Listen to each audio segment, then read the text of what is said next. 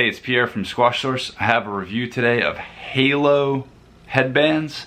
I first heard about these on a site called Squash Empire, which also does gear reviews, and this was his favorite headband. I think his was a slightly different one. This Halo headband, they have the same concept. There's two kinds. One is like this, where you tie it in the back, and then there's another one that basically is you don't tie it, you just slip it over your head. So the concept I'll show you behind these is that they're made of kind of a wicking material, and they have basically this plastic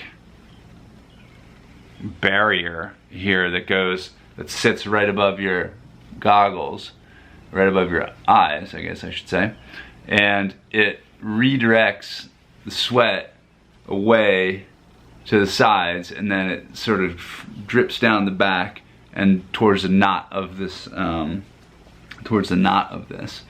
and so basically instead of the headband like this, which I'm going to show you in a second, one of those cloth, terry cloth ones that just kind of all soaks all at once and maybe drips down the back a little bit, but kind of just retains the sweat all around.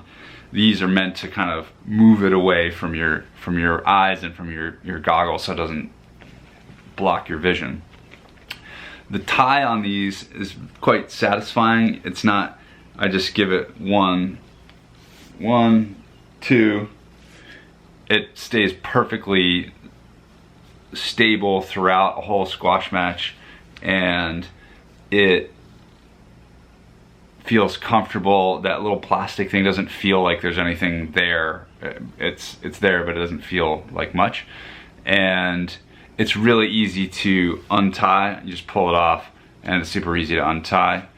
In terms of performance, I guess the thing that it worked as advertised. It moves the sweat to the back. But one thing I found was that in squash, when I leaned forward to like pick up a ball, or just was really tired and, you know, leaning over from a long rally or something, if I ever leaned over this way, the sweat would come forward again, like it was kind of hanging out, let's say by the knot. It would come forward and drip on my glasses. So I personally found them, I tend to sweat a lot, and I have a lot of reviews about like ways to combat sweat. So for me, it was that moment in the match where I really wished for a more conventional headband. So for me, that didn't really do the trick. But if you're kind of more of a medium sweater and you just want something to keep yourself reasonably dry, those might be a good fit. They also, I think they look kind of cool, and also maybe you won't be doubled over in exhaustion like I am, and won't have this problem, or you might not be wearing goggles if you're outside the US, although I recommend that you do wear goggles.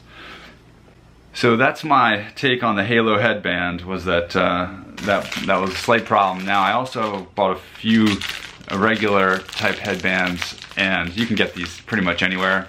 This is a company in the US called Suddora, S-U-D-D-O-R-A. And they just had a bunch of different colors, and I actually kind of like this. So I had a bunch of Squash Source headbands made up a while back, and so they all are white and have like an S on them. But I wanted to mix it up a little bit with the color scheme. So at Suddora you can get, there's about 20 different colors. So I got a few: black, navy blue. This is the black, navy blue, light blue, white. I don't know, just to kind of give myself a few different cosmetic options when I'm out there. And granted, these don't wick away the sweat like the Halo headband does, but I just carry a few with me, and if I need to, I switch them in between games, and or just wring them out in between games if I'm really desperate. And that works a little better for me, because if I lean forward, these still retain that deluge of sweat. It keeps it back. So there you go, a couple thoughts on squash headbands. Thanks a lot.